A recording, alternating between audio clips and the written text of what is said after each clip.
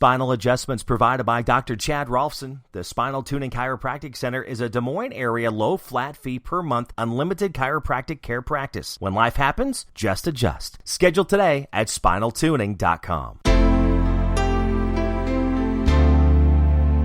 Welcome to Storytime, the Golden Bird. In olden time, there was a king who had a beautiful palace, a beautiful pleasure garden, in which there was a tree that bore golden apples. When the apples were getting ripe, they were counted. But on the very next morning, one was missing. This was told to the king, and he ordered that a watch should be kept every night beneath the tree. The king had 3 sons, the eldest of whom he sent, as soon as night came, into the garden. But when it was midnight, he could not keep himself from sleeping, and the next morning again an apple was gone. The following night, the second son had to keep watch. It fared no better with him. As soon as 12 o'clock had struck, he fell asleep, and in the morning an apple was gone. Now it came to the turn of the third son to watch. He was quite ready, but the king had not much trust in him, and thought that he would be of less use than his brothers. But at last he let him go. The youth lay down beneath the tree, but kept awake, and did not let sleep master him. When it struck 12, something rustled through the air, and in the moonlight he saw a bird coming, whose feathers were shining with gold. The bird alighted on the tree, and had just plucked off an apple.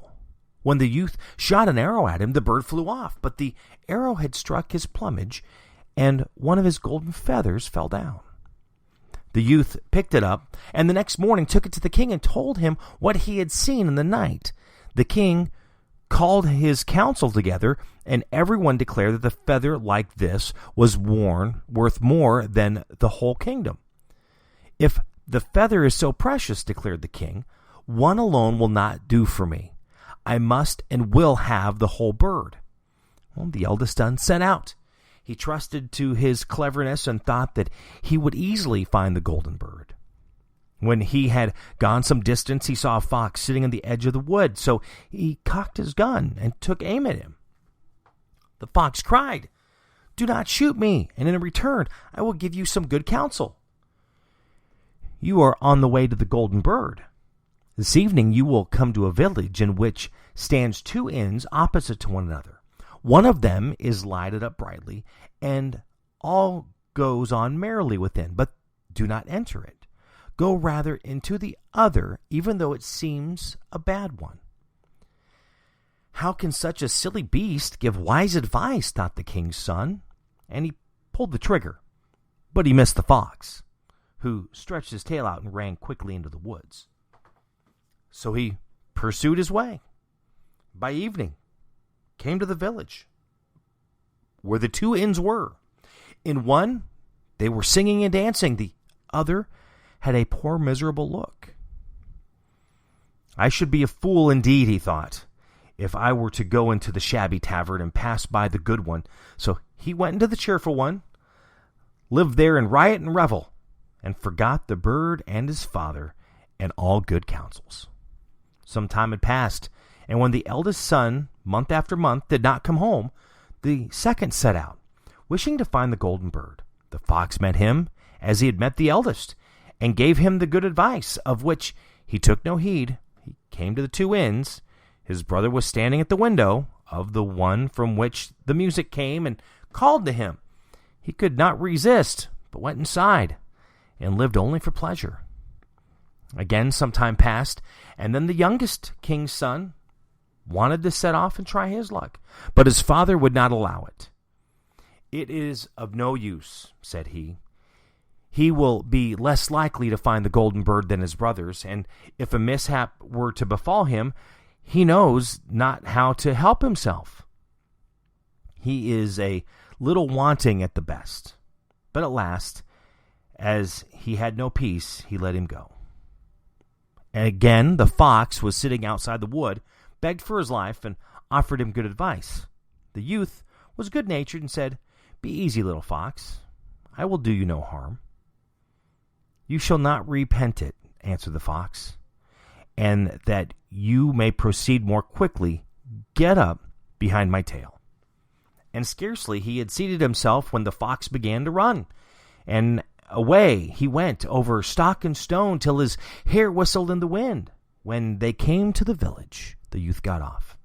He followed the good advice, and without looking round, turned into the little inn where he spent the night quietly. The next morning, as soon as he got into the open country, there sat the fox already, and said, "I will tell you further what you have to do. Go straight forward. At least you will come to a castle, in front of which a whole regiment of soldiers is lying. But do not trouble yourself about them, for they will be asleep and snoring. Go through the midst of them, straight into the castle, go through all the rooms, till at last you will come to a chamber where a golden bird is hanging in a wooden cage. Close by there stands an empty gold cage for show. Beware of taking the bird out of the common cage and putting in the fine one, or it may go badly for you." With these words, the fox again stretched out his tail, and the king's son seated himself upon it, and away he went over stock and stone till his hair whistled in the wind. And when he came to the castle, he found everything as the fox had said. The king's son went into the chamber where the golden bird was shut up in the wooden cage, whilst a golden one stood hard by, and the 3 golden apples lay about in the room. But thought he, it would be absurd if I were to leave the beautiful bird in the common cage and ugly cage. So he opened the door, laid hold of it, put it in the golden cage, but at that same moment the bird uttered a shrill cry. The soldiers awoke and rushed in and took him off to prison. The next morning he was taken before a court justice, and he confessed everything and was sentenced to death. The king, however, said that he would grant him his life on one condition, namely, if he brought him the golden horse which ran faster than the wind. And in that case, he should receive over and above a reward the golden bird. The king's son set off, but he sighed and was sorrow, for how was he to find the golden horse? But all at once he saw his old friend the fox sitting on the road. "Look you," said the fox, "this has happened because you did not heed to me. However, be of good courage. I will help you and tell you how to get the golden horse. You must go straight on, and you will come to a castle, where in the stable stands the horse. The grooms will be lying in front of the stable. They will be sleeping and snoring, and you can quickly lead the golden horse. But of one thing you must take heed. Put on him the common saddle of wood and leather, and not the golden one, which hangs close by, else it will go ill with you."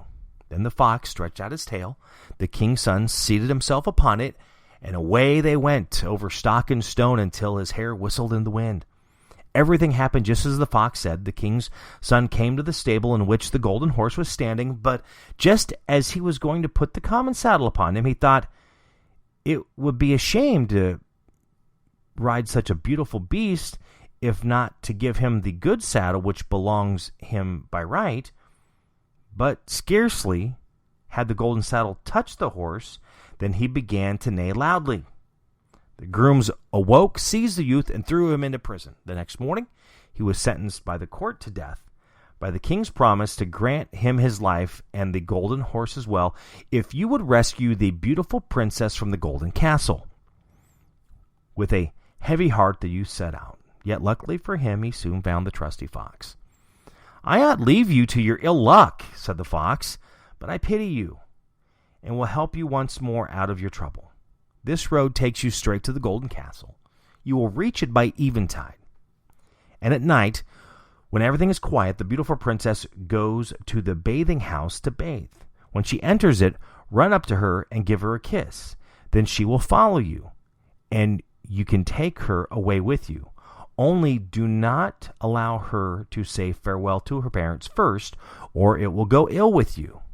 Then the fox stretched out his tail. The king's son seated himself upon it. Away the fox went over stock and stone till his hair whistled in the wind. When he reached the golden castle, it was just as the fox had said. He waited until midnight, when everything lay in deep sleep. and the beautiful princess was going to the bathing house. Then she sprang out, gave her a kiss. She said that she would like to go with him, but she asked him pitifully, with tears, to be allowed to take leave of her parents. At first he withstood her prayer, but when she wept more and more and fell at his feet, he last gave in. But no sooner had the maiden reached the bedside of her father than he and all the rest of the castle awoke, and the youth was laid hold and put in prison. Next morning, the king said to him, "Your life is forfeited, and you can only find mercy if you take away the hill which stands in front of my windows and prevents me from seeing beyond it. And you must finish it within 8 days. If you do, then you shall have my daughter as your reward." The king's son began and dug and shoveled without leaving off. But after 7 days, when he saw that how little had been done and how all his work was good and nothing, he fell into a great sorrow and gave up all hope. On the evening of the 7th day, the fox appeared and said, "You do not deserve that I should take any trouble about you. Nevertheless, go away and lie down to sleep. I will do the work for you." The next morning, when he awoke and looked out the window, the hill had gone. Full of joy, the youth ran to the king and told him that the task was fulfilled. And whether he liked it or not, the king had to hold up his word and gave him his daughter. So the two set forth together, and it was not long before the trusty fox came up with them. "You have certainly got what is best," said he, "but the golden horse also belongs to the maiden of the castle." "How shall I get it?" asked the youth. "That I tell you," answered the fox. "First, take the beautiful maiden to the king who sent you to the golden castle. There will be unheard of rejoicing. They will gladly give you the golden horse and will bring it to you." And all was brought to successfully, and the king's son carried off the beautiful princess on the golden horse. The fox did not remain behind, and he said to the youth, "Now I will help you to get to the golden bird. When you come near to the castle where the golden bird is found, let the maiden get down, and I will take her into my care. Then ride the golden horse into the castle yard. There will be great rejoicing in sight, and they will bring you out the gold bird." When all was accomplished, and the king's son was about to ride home with his treasures, the fox said, "Now you shall reward me for your help." "Well, what do you require?" asked the youth. "When you get into the wood yonder, shoot me dead and chop off my head and feet." "That would be fine gratitude," said the king's son. "I couldn't possibly do that for you." The fox said, "If you will not do it, I must leave you. But before I go away, I will give you a piece of good advice. Be careful about 2 things. Buy no gallows flesh, and do not sit at the edge of any well." And then he ran into the wood. The youth thought, "That is a wonderful beast. He has strange whims. Who is going to buy gallows flesh? And the desire to sit at the edge of a well has never yet seized me." He rode on with the beautiful maiden, and took his road and him again through the village, in which his 2 brothers had remained. There was a great stir and noise, and when he asked what was going on, he was told that the 2 men were going to be hanged, and he came nearer to the place. He saw that they were his brothers, who had been playing all kinds of wicked pranks and had squandered their entire wealth. He inquired whether they could be set free. "If you will pay for them," answered the people. "But why should you waste your money on wicked men and buy them free?" He did not think twice about it, but paid for them. And when they were set free, they all went on their way together. They came to the wood where the fox had first met them, and as it was cool and pleasant within it, whilst the sun shone hotly, the 2 brothers said, "Let us rest by the well and eat and drink." He agreed, and whilst they were talking, he forgot himself and sat down upon the edge of the well without foreboding any evil.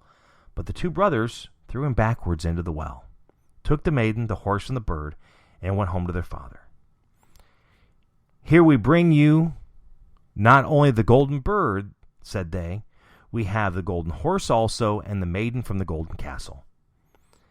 Then there was great joy, but the horse would not eat, the bird would not sing, and the maiden sat and wept.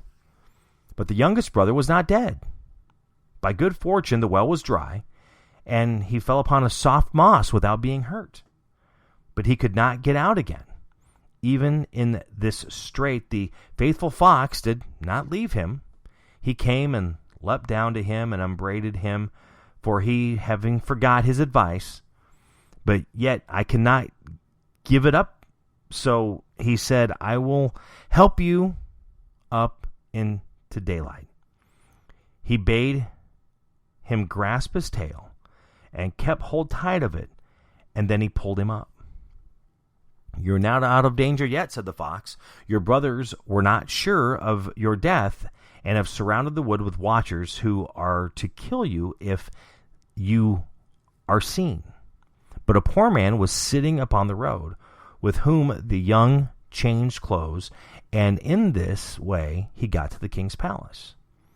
No one knew him, but the bird began to sing. The horse began to eat, and the beautiful maiden left off weeping. The king, astonished, asked, "What does this mean?" Then the maiden said, "I do not know, but I have been so sorrowful, and now I am so happy. I feel as if my true bridegroom has come." She told him all that had happened, although the other brothers had threatened him with death if she were to betray anything. The king demanded that all the people who were in the castle should be brought before him, and amongst them came the youth in his ragged clothes. But the maiden knew him at once and fell upon his neck. The wicked brothers were seized and put to death, but he was married to the beautiful maiden and declared heir to the king. But how did it fare with the poor fox? Long afterward, the king's son was once again walking in the wood when the fox met him and said, "You have everything now that you can wish for, but there is never an end to my misery, and yet it is your power to free me." And again he asked him with tears to shoot him dead and to chop off his head and feet. So he did it, and scarcely was it done when the fox was changed into a man and was no other than the brother of the beautiful princess, who at last was freed from the magic charm which had been laid upon him. And now nothing more was wanting to their happiness as long as they lived. The Golden Bird. Spinal adjustments provided by Dr. Chad Rolfson. The Spinal Tuning Chiropractic Center is a Des Moines area low flat fee per month unlimited chiropractic care practice. When life happens, just adjust. Schedule today at spinaltuning.com.